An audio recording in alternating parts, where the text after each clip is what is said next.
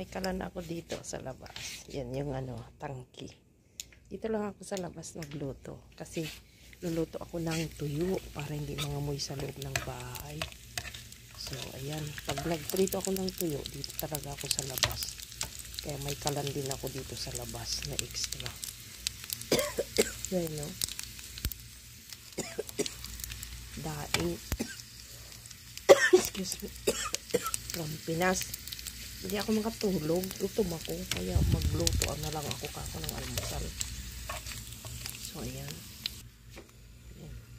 Tapos tuyo na ba? Ang sarap ng tuyo.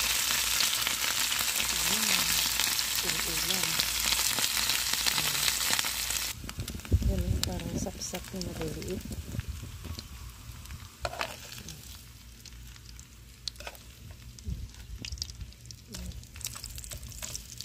Sama pang langgit.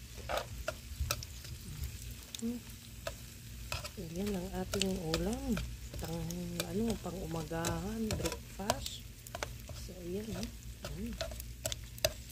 Tangka pa, diba? Walang kamatis, saw-saw na lang sa suka.